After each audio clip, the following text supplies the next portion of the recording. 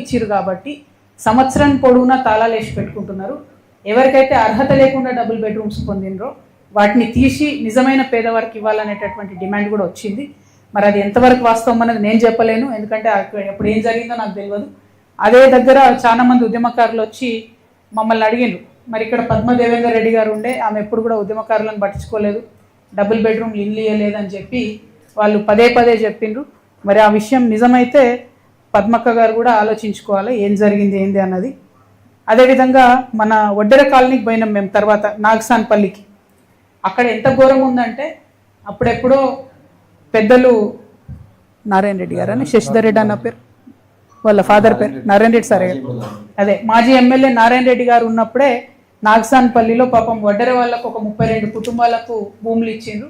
ఆ తర్వాత ఇప్పటిదాకా కూడా ఎటువంటి ఫెసిలిటీ వాళ్ళకి లేదు. వాళ్ళకు పాపం ఫైనాన్షియల్ పొజిషన్ లేదు, ఫ్లాట్ ఉన్న ఇల్లు కట్టుకోలేని పరిస్థితి 30 ఏళ్ళ నుంచి. అయితే వారానికి ఒక్కసారి మిషన్ భగీరథ నీళ్ళు వస్తుంది. చాలా అంటే చాలా ఘోరంగా ఉంది చూడడానికి. లిటరలీ వాళ్ళు మైగ్రెంట్ లేబర్ బతికినట్టు బతుకుతున్నారు. ఇప్పుడు కూడా వరకులు కప్పుకొనే ఉన్నారు. వారి కోసం ప్రయత్నం చేయవలసిందిగా నేను ప్రభుత్వాన్ని కోరుతా ఉన్నా. వాళ్ళకి ల్యాండ్ ఉంది, వాళ్ళు చాలా పేద స్థితిలో ఉన్నారు కాబట్టి తక్షణం అందరికి కూడా ఇందిరమ్మ ఇల్లు మంజూరు చేయాలని ప్రభుత్వాన్ని నేను డిమాండ్ చేస్తున్నా. ప్రభుత్వానికి మేము 13 ఫిబ్రవరి వరకు గడువు ఇస్తా ఉన్నాం. ఎందుకు 13 ఫిబ్రవరి అంటే అప్పటి లోపల మా జాగృతి జనంబాట కార్యక్రమం అయిపోతుంది. 13 ఫిబ్రవరి లోపల ప్రభుత్వం ఆ 32 మందికి ఇందిరమ్మ ఇండ్లు మంజూరు చేయాలి. లేదంటే మేమే తెలంగాణ జాగృతి నుండి అక్కడ శ్రమదానం చేస్తాం, రోడ్లు వేస్తాం, ఇండ్లు కడతాం, నిరసనగా కడతాం ప్రభుత్వానికి. మేము ఒక చిన్న సంస్థ, మేము పెద్దగా ఒకేసారి చేయలేకపోవచ్చు, కానీ ఖచ్చితంగా ప్రజలను ఆదుకోవడానికి ఎట్లా చేయొచ్చు, సీరియస్నెస్ ఉంటే, సిన్సియారిటీ ఉంటే అని చెప్పి చెప్పడానికి చేస్తాం. నిన్ననే అక్కడికి పోయినాం. పాపం అక్కడ చిన్న చిన్న పిల్లలు ఉన్నారు, వాళ్ళంతా కూడా పాములు తేళ్ళు ఉన్నాయంటే పొద్దున్నే మా రమేష్ గౌడ్ గారు, మెదక్ నాయకులు, మా మారన్న గారు, వీళ్ళందరూ కలిసి, మా తమ్ముడు చంద్రశేఖర్ గారు, వీళ్ళందరూ కలిసి పొద్దున్నే అక్కడ మొత్తం జేసీబీని తీసుకుపోయి బ్లేడ్ కొట్టించి మొత్తం క్లియర్ చేసారు ఇప్పుడు అక్కడ. ఎందుకంటే అట్లీస్ట్ నడవడానికి పాములు తేలి లేకుండా ఆ చిన్నపిల్లలకు ఫెసిలిటీ ఉంటుంది. కాబట్టి ప్రభుత్వాన్ని నేను కోరుతా ఉన్నా, ప్రజలే వాళ్ళ పని వాళ్ళు చేసుకోవడానికి మీరు మజ్బూర్ చేయొద్దు మమ్మల్ని. ఖచ్చితంగా 13 ఫిబ్రవరి లోపల మరి ఇల్లు మంజూరు చేయాలని చెప్పి నేను కోరుతా ఉన్నా. ఇక విద్య గురించి ఆలోచిస్తే మెదక్ జిల్లాలో దారుణమైన పరిస్థితి ఉన్నది. యూనివర్సిటీ అయితే లేదు మనకు మెదక్కు, ఉన్నది ఒకటే పీజీ సెంటరు. అక్కడ ఉన్న కోర్సుల్లో సగం కోర్సులు వెనక్కి వెళ్ళిపోయినాయి, ఎందుకంటే లెక్చరర్ లేరు. ఆయనతో కూడా లేదా, ఆయనతో కూడా లేదా, 3 కోర్సులు నడుస్తున్నాయి పీజీ సెంటర్, అది కూడా క్లోజ్ అయింది. మహానాయకులు ఉన్న దగ్గర ఇట్లే జరుగుతుందని నాకు ఇప్పుడే కొత్త జ్ఞానోదయం అవుతుంది. ఎందుకంటే మేము చాలా చాలా గొప్పగా తీసుకున్నాం మెదకంటే, మరి గింత ఘోరంగా ఉందని మాత్రం అనుకోలేదు. ఒక పీజీ సెంటర్ కూడా లేదు, పీజీ సెంటర్ లేదు. కాబట్టి పీజీ సెంటర్ని మరి తక్షణమే తీసుకురావాలి. అదేవిధంగా ఇక్కడ జోన్ ఏదైతే ఉందో సిరిసిల్ల జోన్లో ఉన్నాం మనం.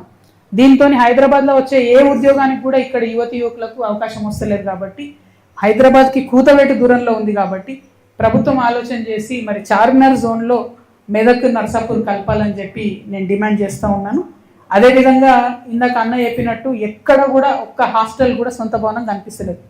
మెడికల్ కాలేజ్ ఇచ్చిరు ఇక్కడికి, అందులో 100 సీట్లతో ఇచ్చిరు. హాస్టల్ భవనం సరిగ్గా లేదని 50 ఇప్పుడు కొడంగల్కి పట్టుకపోయారు, 50 సీట్ల అందుకే. ముఖ్యమంత్రి యూనివర్సిటీ అయితే లేదు. ఒకవేళ మెదక్లో ఉన్నది ఒకటే పీజీ సెంటర్, లేకపోతే అక్కడ ఉన్న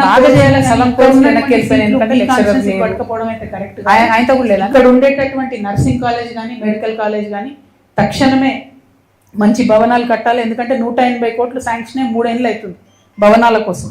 నర్సింగ్ కాలేజ్కి 20 కోట్లు శాంక్షన్ అయ్యి చాలా రోజులు అవుతుంది. కానీ 20 ఎకరాలు ల్యాండ్ అక్వైర్ చేయాలంటే అందులో ఓన్లీ 12 ఎకరాలు మాత్రమే ల్యాండ్ అక్వైర్ అయింది. కాబట్టి ఈ ఫండ్ అంతా కూడా ఆగిపోయింది. దాన్ని అడ్వాంటేజ్ తీసుకొని ఇక్కడ రావాల్సిన సీట్లను సీఎం గారు తీసుకుపోయి కొడంగల్లో పెట్టుకున్నారు. ఇది కరెక్ట్ కాదు. మెదక్ జిల్లా ప్రజలకు మెడికల్ కాలేజ్ అందుబాటులోకి రావాలి.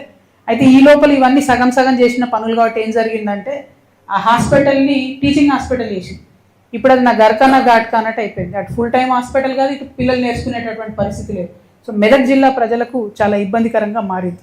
అదేవిధంగా ఉపాధి అవకాశాలు చూసుకున్నట్టయితే చిన్న పెద్ద ఒక 300-400 కంపెనీలు ఉన్నప్పటికీ కూడా మెయిన్ చెరుకు ఫ్యాక్టరీ మూతపడ్డది. కాబట్టి పెద్దగా అవకాశాలు లేకుండా పోయినాయి ఉపాధి అవకాశాలు అని చెప్పి ఇక్కడ ప్రజలు భావిస్తూ ఉన్నారు. నిన్న మెదక్ పట్టణంలో నాకు బతుకమ్మల బోనాలతో వెల్కమ్ చెప్పడానికి వచ్చిన ఆడపిల్లలు, ఒక ఆడపిల్లను దగ్గరకు వచ్చి నాకు అడ్వాంటేజ్ ఉంటుంది. ఆడబిడ్డలందరూ నా దగ్గరకు వచ్చి హత్తుకొని మాట్లాడుతుంటారు. పాప మా అమ్మాయి వచ్చి నాకు సీక్రెట్గా చెవులు చెప్తుంది, అక్క మేము 200 మంది ఉన్నాము, కుట్టు పని నేర్చుకున్నాం, ఏదైనా చిన్న కంపెనీ పెట్టేవా ప్లీజ్ అని నన్ను అడుగుతున్నాను. చాలా బాధ అనిపించింది. తప్పకుండా మెదక్లో మంచి కంపెనీలు రావడం కోసం ఒక సంస్థగా మేము కూడా ప్రయత్నం చేస్తామని మెదక్ బిడ్డలందరికీ కూడా చెప్తా ఉన్నాం. అదేవిధంగా ఇక వ్యవసాయానికి సంబంధించి ఇందాక మాట్లాడుకున్నట్టు కాళేశ్వరంలో 150,000 ఎకరాలు ఇక్కడ సాగు కావాలి, కానీ ఒక్క చుక్క కూడా కొత్తగా నీరు రాలే. నిజాం హయాంలో కట్టినటువంటి 1905లో కట్టినటువంటి గన్పూర్ ఆయకట్టు వచ్చే నీళ్ళే ఇప్పటి వరకు కూడా మనకు దిక్కు. ఒక్కటంటే ఒక చుక్క నీరు కూడా అదనంగా హరీష్ రావు గారు ఇరిగేషన్ మంత్రిగా ఉన్నా కూడా రాలేదు. ఇది చాలా దారుణమైనటువంటి పరిస్థితి. అదేవిధంగా చాలా మంది రైతులు చెప్తా ఉన్నారు, సరే వీళ్ళు ప్రాజెక్టులు కడుతున్నారు, చాలా అంటే ఆలోచించదగ్గ విషయం. ప్రాజెక్టులు కడతా ఉన్నారు, కానీ ప్రాజెక్టులు కట్టి నీళ్ళు ఇస్తే రైస్ ప్రొడక్షన్ పెరిగితే కనీసం గోడౌన్ ఎక్కడ కడతలేరు, ఆలోచన కూడా చేస్తలేరు.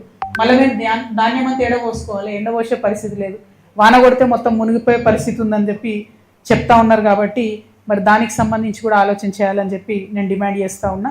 ఇక మనకు 4 మున్సిపాలిటీస్ ఉన్నాయి, మెదక్, రామాయణపేట, నర్సంపేట, నర్సాపూర్, అట్లానే తూప్రాను. కేసీఆర్ గారు ఇదివరకు మెదక్కు 50 కోట్లు, మిగతా 3 మున్సిపాలిటీలకు 25 కోట్లు ఇస్తామని చెప్పి ప్రకటించారు. మరి అది వచ్చినాయో రాలేదో నాకు తెలియదు, కానీ మొన్న రామాయణపేట వరదలలో మునిగిపోతే మాత్రం చాలా బాధ అనిపించింది. అక్కడి నుంచి రామాయణపేటలోని కదిలిస్తే వాళ్ళ దుఃఖం చెప్పవశం అయితే లేదు.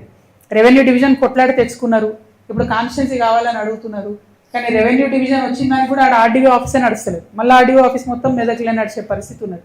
చాలా అంటే చాలా దారుణమైనటువంటి అడ్మినిస్ట్రేషన్ ఉంది.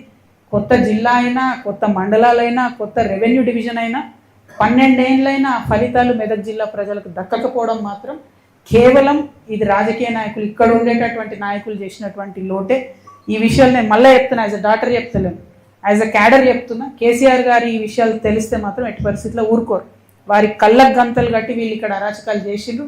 దానివల్లనే దానివల్లనే ఇక్కడ మెదక్లో బీఆర్ఎస్ పార్టీ అధోగతి పాలైందని చెప్పి నేను చాలా బలంగా నమ్ముతా ఉన్నాను.